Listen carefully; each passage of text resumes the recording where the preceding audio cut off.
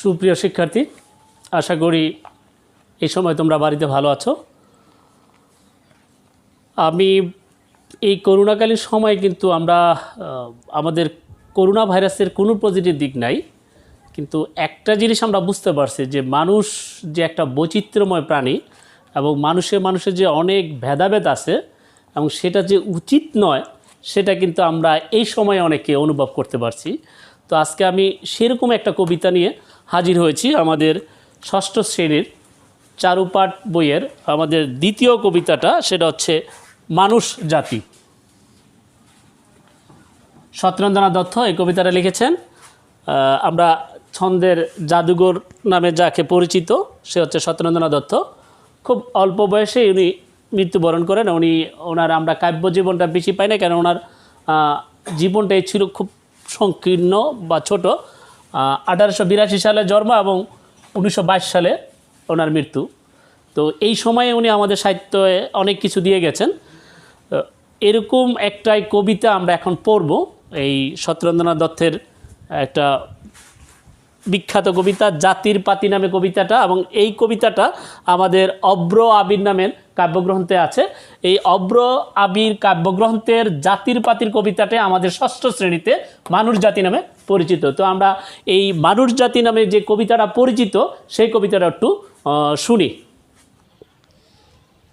মানুষ জাতি, সত্যেন্দ্রনাথ দত্ত। জগৎ জুড়িয়া এক জাতি আছে, সেই জাতির নাম মানুষ জাতি। এক পৃথিবীর স্তন্যে লালিত, একই রবি শশী মোদের সাথী। শীতাতপ ক্ষুধা তৃষ্ণার জ্বালা, সবাই আমরা সমান বুঝি। কচি কাঁচাগুলি ডাটো করে তুলি, বাঁচিবার তরে সমান ঝুঁজি। দোসর খুঁজি ও বাসর বাঁধি ঘো, জলে ডুবি বাঁচি পাইলে ডাঙ্গা। কালো আর ধলো বাহিরে কেবল, ভিতরে সবাই সমান রাঙা। বাহিরের ছোপ আচরে সে লোভ, ভিতরের রং পলকে ফুটে। বামুন শূদ্র বৃহৎ ক্ষুদ্র, কৃত্রিম ভেদ ধুলার লোটে। রাগে অনুরাগে নিদ্রিত জাগে, আসল মানুষ প্রকট হয়। বর্ণে বর্ণে নাইরে বিশেষ, নিখিল জগৎ ব্রহ্মময়। বংশে বংশে নাহিক তফাৎ, বুনে দিকে আর গড়বনে দি। দুনিয়ার সাথে গাথা বুনিয়াদ, দুনিয়া সবারই জনমবেদী। আমরা মানুষ জাতি সত্যেন্দ্রনাথ দত্তের কবিতাটা শুনলাম। তো আমরা এই পর্যায়ে চলে যাই ব্যাখ্যা। আমি প্রায় তোমাদেরকে বলি যে বাংলা সাহিত্যের কবিতা পড়তে গেলে তোমাকে অবশ্যই শব্দ অর্থ জানতে হবে। শব্দ অর্থ যদি কবিতার জানো তাহলে তোমার কবিতার ভাবার্থ বা সারমর্ম বুঝতে তোমার সহজ হবে। আর কবিতার সারমর্ম যদি তুমি বুঝতে পারো, তুমি সৃজনশীল প্রশ্নের যে কোনো প্রশ্নেই তুমি নিজে আনসার করতে পারবে বা উত্তর দিতে পারবে। এই জন্য সবচেয়ে বেশি গুরুত্বপূর্ণ হচ্ছে কবিতা মুখস্থ করা এবং তার ভাবার্থ বোঝা। এই দুইটা কবিতা ভাবার্থ বোঝা এবং কবিতা যদি মুখস্থ রাখো, তাহলে তুমি এই সৃজনশীল প্রশ্নের যে কোনো প্রশ্নের উত্তর তুমি দিতে খুব সহজে দিতে পারবে, তোমার জন্য খুব সহজ হয়ে যাবে। তাই কাজেই কবিতার সাথে কবিতার শব্দ অর্থগুলো জেনে রাখা ভালো। তো আমরা ব্যাখ্যাতে চলে যাই। একদম প্রথম যেটা বলেছেন, জগৎ জুড়িয়া এক জাতি আছে, সে জাতির নাম মানুষ জাতি। সমস্ত পৃথিবীতে একটা জাতি আছে, সে জাতিটার নাম মানুষ জাতি। কবি এখানে মানুষের ভিন্নতা বোঝায় নেই, সমস্ত পৃথিবীর মানুষকে, যত মানুষ আছে, যত রাষ্ট্র আছে, যত ধর্ম আছে, যত বর্ণ আছে, যত সম্প্রদায় আছে, সকলগুলাকে কবি একটা মানুষ হিসাবে কল্পনা করেছেন।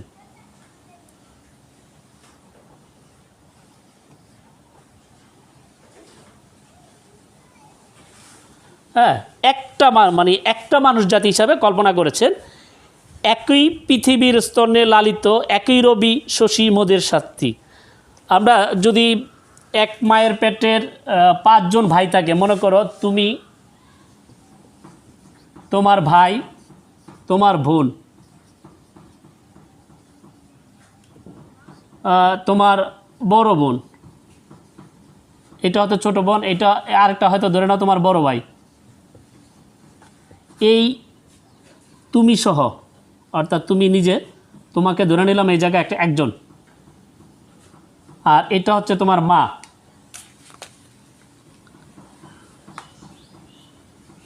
একটু কল্পনা করি, আমরা এই সংসারে, অর্থাৎ এই মায়ের সংসারে ভাই, বড় ভাই, ছোট ভাই, বড় বোন, তুমি সহ এই 5 জন কিন্তু একই মায়ের দুধ পান করে বড় হয়েছে। তার মানে মা তোমার একটা, এবং এই সবগুলোই তোমার সহোদর এবং আপন সংসার। তো কবি এখানে বুঝাইতেছে যে আমার পৃথিবীতে যত লোক আছে, দ্যাট মিনস তোমার ভাইটাই যা আছে, এবং এই পৃথিবীটায় যদি মা ধরি এবং এই ভাই বোনগুলো যদি পৃথিবীর সকল মানুষকে বুঝাই, তাহলে তোমরা একই, অর্থাৎ একই স্তনে। তোমরা একটু খেয়াল করে দেখো, ভাই বোন আমরা কিন্তু একই মায়ের দুধ পান করি, স্তন্য পান করি। তো এই ক্ষেত্রে সমস্ত পৃথিবীটাই একটা মায়ের সন্তান। এবং একই রবি শশী মোদের সাথী, অর্থাৎ এই পৃথিবীর আবার যেমন মনে করো সূর্য আছে,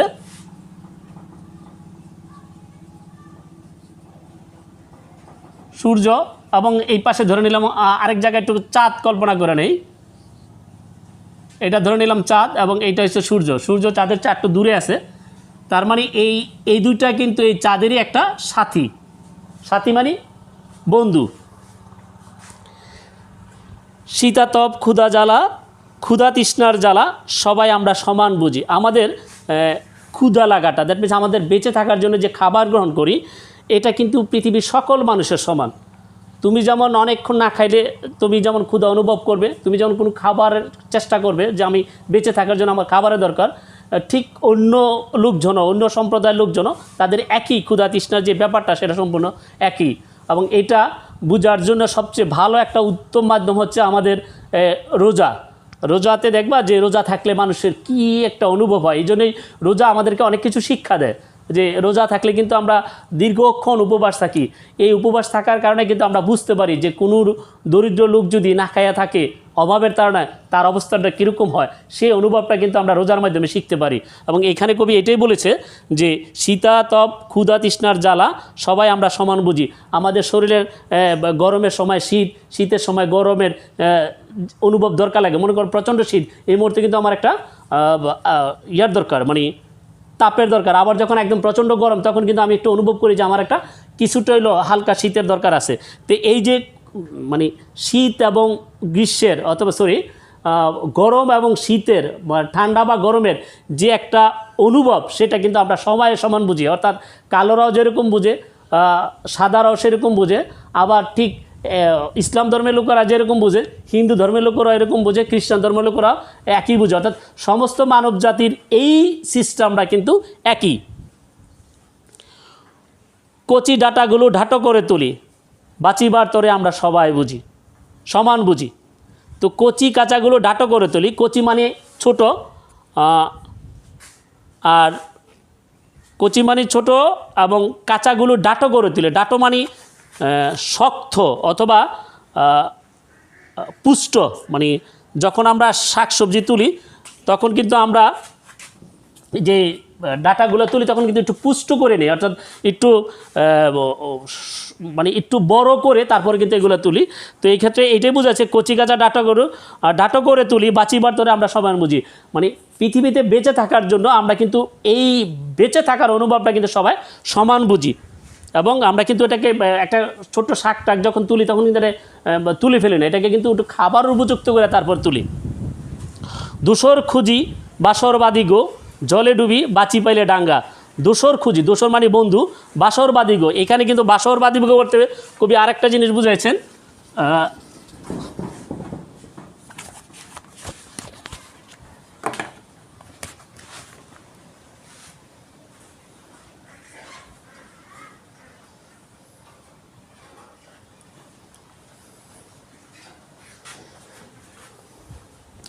আছে এই বাসর বাদিগো, সম্প্রীতি ঘরে তোলা। বাসর বাদিগো বলতে সম্প্রীতি ঘরে তোলার কথা বুঝাইছেন।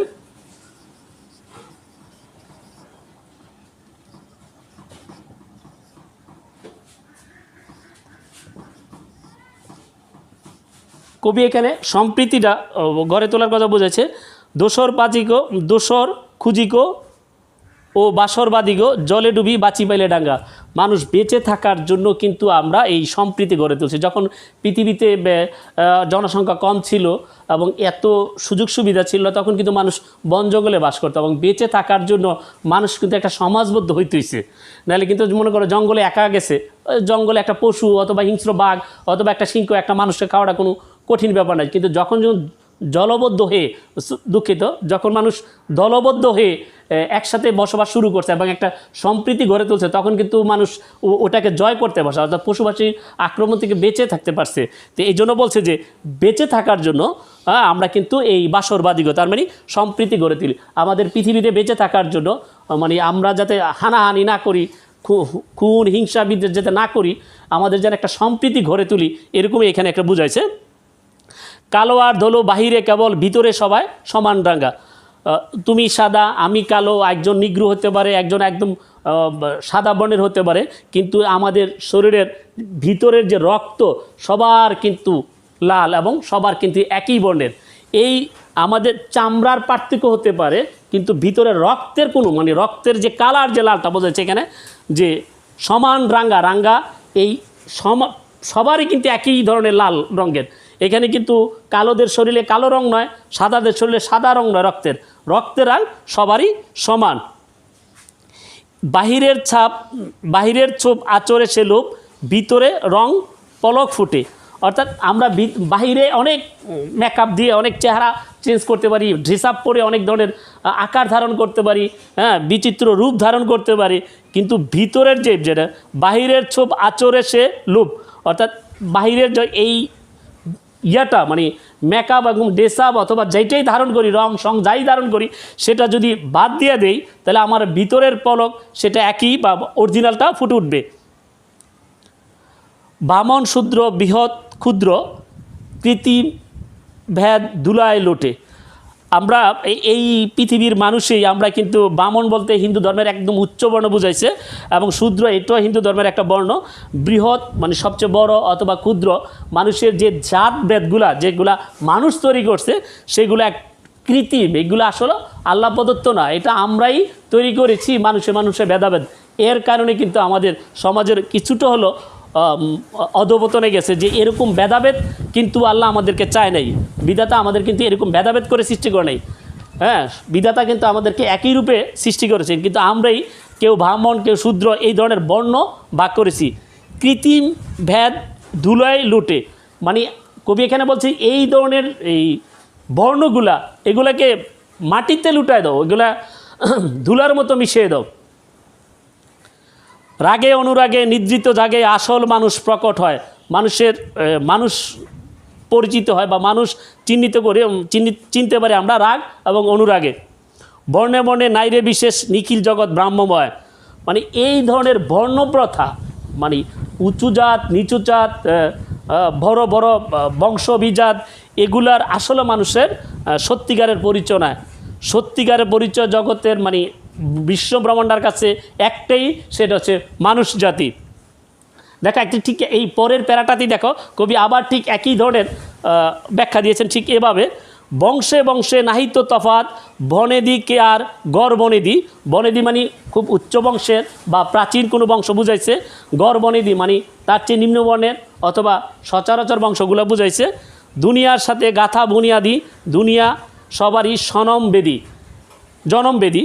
তো একদম নিচের যে লাইনটা সেই লাইনটা কিন্তু আমাদের শব্দ অর্থের মধ্যে নিচে দেওয়া আছে, দুনিয়ার সবারই জনমবেদী। এর অর্থ হচ্ছে এ পৃথিবীর সব মানুষের জন্মক্ষেত্র। হিন্দু ধর্মমতে পরমেশ্বর বা বিধাতা এটা বুঝাইছে। অর্থাৎ আমরা বংশ যত কিছুই বলি যে বংশ তেমন একটা তফাৎ নাই, সবগুলোই পৃথিবীতে একই সূত্রে গাথা, সেটা সে মানুষ জাতি। তো আমরা কবিতাটা বোঝার জন্য আমাদের আবারও বলি যে আমাদের শব্দ অর্থগুলো যদি একটু ভালো করে পড়ি, হ্যাঁ, শব্দ অর্থ থেকে আমাদের কিন্তু প্রশ্ন আসে অনেক সময়। যেমন আমাদের পাঠ্যপুস্তকের প্রথম প্রশ্নটাই আসে, আমরা যে প্রথম লিখছিলাম মানুষ জাতি কোন কাব্যগ্রন্থে দেওয়া হয়েছে, তোমরা নিশ্চয়ই মনে আছে, আমি কিন্তু ব্ল্যাকবোর্ডে লিখে দিয়েছিলাম কোন কাব্যগ্রন্থ থেকে। তো সেটা আমরা কবি পরিচিতিতে এখনই জানবো। তো আমি আবার মানে এই যে এত সুন্দর একটা কবিতা আমাদেরকে উপহার দিয়েছেন সত্যেন্দ্রনাথ দত্ত, তার জীবনী সম্পর্কে একটু জেনে নেই। তোমরা দেখতে পাচ্ছ সত্যেন্দ্রনাথ দত্তের একটা ছবি। সত্যেন্দ্রনাথ দত্ত 1882 খ্রিস্টাব্দে কলকাতার কাছাকাছি নিমতা গ্রামে জন্মগ্রহণ করেন। 1922 খ্রিস্টাব্দে মাত্র 40 বছর বয়সে তার মৃত্যু ঘটে। বৈচিত্র্যপূর্ণ ছন্দের কবিতা লিখে সত্যেন্দ্রনাথ দত্ত ছন্দের জাদুকর হিসাবে খ্যাতি লাভ করেন। তোমাদের প্রায় প্রশ্ন উঠতে পারে পরীক্ষায়, ছন্দের জাদুকর কে? তো তোমরা উত্তরটা অবশ্যই পারবে। বাংলা সাহিত্যে ছন্দের জাদুকর হচ্ছে সত্যেন্দ্রনাথ দত্ত। সত্যেন্দ্রনাথ দত্ত কর্মজীবন শুরু করেছিলেন ব্যবসা অর্থ বিনিয়োগ করে, কিন্তু পরে ব্যবসা ছেড়ে দিয়ে সাহিত্য সাধনায় আত্মনিয়োগ করেন। তিনি আরবি, ফার্সি, ইংরেজি সহ অনেক ভাষা জানতেন। বিদেশি ভাষা থেকে উপন্যাস, নাটক, প্রবন্ধ অনুবাদ করেও কবি হিসাবে তিনি অধিক পরিচিত। তার কাব্যগ্রন্থের মধ্যে সবচেয়ে বেশি উল্লেখযোগ্য হচ্ছে অব্র আবির, বেনু বিনা, বিদায় আরতি, কুহু ও কেহা, এই 4টা গ্রন্থ তার বিখ্যাত। আমরা চলে যাই আবার আমাদের সৃজনশীল প্রশ্নে।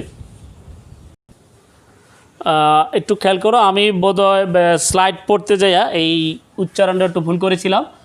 তার সত্যেন্দ্রনাথ দত্তের আরেকটা বিখ্যাত গ্রন্থ নাম হচ্ছে কুহু কেকা। কুহু কেকা তার একটা বিখ্যাত কাব্যগ্রন্থ। আমাদের পাঠ্যপুস্তকে যে সৃজনশীল প্রশ্নটা আছে, অবশ্য আমি সৃজনশীল প্রশ্ন এখানে ব্যাখ্যা করতে চাচ্ছিলাম না, কারণ তোমরা বাড়িতে নিজেরাই চর্চা করলে অনেক ভালো কিছু করতে পারবে। সৃজনশীল প্রশ্ন সম্বন্ধে তোমাদের ভালো ধারণা আসবে। কিন্তু মেসেঞ্জারে যেভাবে আমি নক পেয়েছি যে তোমরা বলেছো যে স্যার আমাদেরকে সৃজনশীল প্রশ্ন একটু নক করে দিন, মানে একটু ধারণা দিয়ে দেন। তো আমিও আজকে তোমাদেরকে ঠিক একই আমাদের যে সৃজনশীল প্রশ্নটা আছে এই পাঠ্যপুস্তকের এই মানুষ জাতি কবিতাটার, সেই প্রশ্নটাই একটু ধারণা দিয়ে দিব, কিন্তু তোমরা বাড়িতে নিজেরা প্র্যাকটিস করতে হবে। সৃজনশীল প্রশ্ন যে যত বেশি প্র্যাকটিস করবে সে তত বেশি সৃজনশীল প্রশ্ন পারবে এবং পরীক্ষাও সেটা উত্তর দিতে পারবে। অনেক সময় আনকমন যদি প্রশ্ন আসে যেটা তোমার ধারণার বাইরে, সে প্রশ্নের উত্তরও দিতে পারবা যদি তুমি সৃজনশীল প্রশ্ন ধারণা থাকে এবং পাঠ্যপুস্তকটা তোমার পড়া থাকে। তো প্রথম সৃজনশীল প্রশ্ন একটাই, সেটা হচ্ছে রহিম, শ্যামল, রোজারিও। একটু খেয়াল করো নামটি কীভাবে দিছে এই ইয়াতে, রোজারিও 3 বন্ধু। আমি ডট ডট দিয়ে চলে গেলাম, এটা যেহেতু আমাদের পাঠ্যপুস্তকে আছে অতএব আমি এটা সবটা ভোটে লিখলাম না, সুন্দর বাসস্থান হবে। লাস্ট লাইন হচ্ছে সুন্দর বাসস্থান হবে। প্রশ্ন ক, মানুষ জাতি কোন কাব্য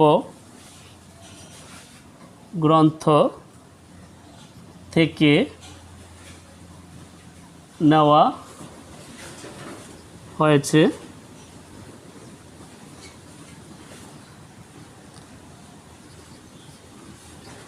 দুনিয়া সবারই জনম বেদি।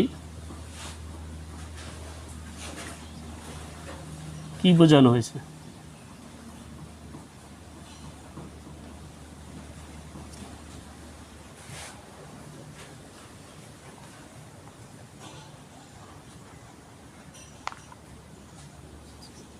গ, রহিম, শ্যামল ও রোজারিওর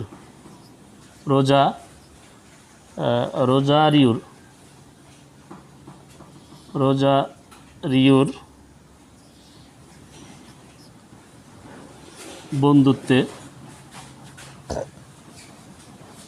মানুষ জাতি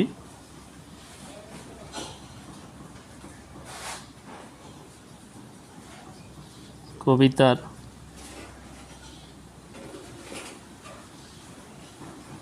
কোন বক্তব্য ফুটে উঠেছে? ব্যাখ্যা করো।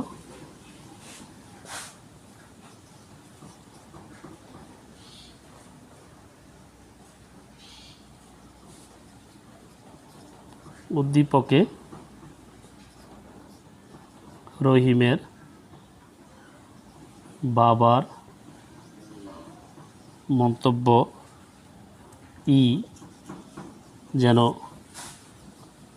মানুষ জাতি কবিতার মূল সুর। উক্তিটি বিশ্লেষণ করো। তো আমরা চারটা প্রশ্ন পেয়েছি, সেই সাথে উদ্দীপকটা আবার একটু আমি পড়ে শোনাই তোমাদেরকে। রহিম, শ্যামল ও রোজারিও 3 বন্ধু। ঈদ, পূজা ও বড়দিন তারা একে অন্যের বাড়িতে বেড়াতে যায়। আনন্দ উৎসবে সুখ দুঃখে একে অন্যের সাহায্যে সহযোগিতা করে। এরূপ আচরণে তাদের বাবা মাও খুব খুশি। রহিমের বাবা বলেন, তোমরা অতি সাধারণ, তোমাদের মতো সবাই বন্ধুসুলভ হলে এই পৃথিবী আরও সুন্দর বাসস্থান হবে। এটা কার কথা? রহিমের বাবার কথা, আমাদের একটা উদ্দীপকে। এই উদ্দীপকের এই রহিমের বাবার কথাটা কিন্তু আমাদের সৃজনশীল প্রশ্নের একদম আর দ্যাট মিনস বিশ্লেষণধর্মী প্রশ্নের মধ্যে উল্লেখ করা আছে। একটু খেয়াল করো, বিশ্লেষণ ধর্মী প্রশ্নের কাছে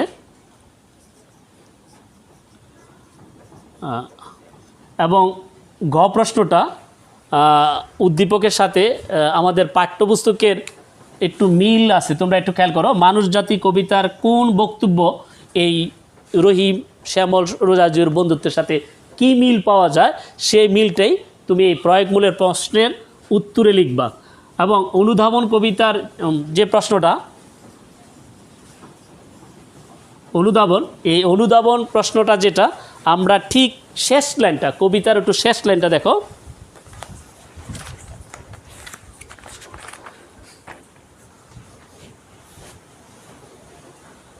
একদম কবিতার শেষ প্যারাটা হচ্ছে এরকম, বংশে বংশে নাহিক তফাত, বনেদি কে আর ঘর বনেদি, দুনিয়ার সাথে গাথা বুনিয়াদ, দুনিয়ার সবরই জনম বেদি।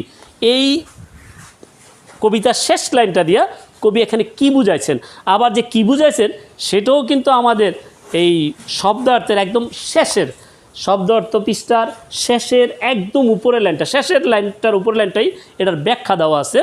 তো কাজে তোমরা যদি, আমি তো বলেছি আগে যে তোমরা কবিতার সাথে শব্দার্থ যদি পড়ো তাহলে তোমাদের এই 2 প্রশ্নের উত্তর দিতে খুব সহজ হয়। তাহলে এই প্রশ্নের উত্তরটা কিন্তু অলরেডি আমার পাঠ্যপুস্তকের শেষের কবিতাটা এবং তার সাথে অনুভবটা যেটা বলা হয়েছিল সেটা হচ্ছে আমার শব্দ অর্থটা।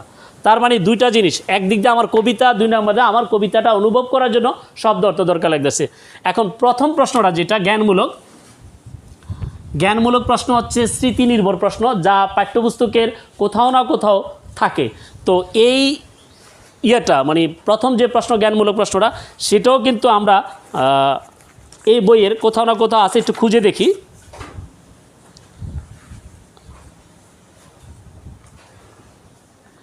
পাঠ পরিচিতি, আমাদের কবিতা অথবা প্রবন্ধরও এই বইয়ের সব এই কথাটা উল্লেখ থাকে যে পাঠ পরিচিতির একটা সারাংশ মোটামুটি তুলে ধরা হয়, এবং এই পাঠ পরিচিতি থেকে কিন্তু আমরা কবিতার এই প্রথম প্রশ্নের উত্তরটা পাই।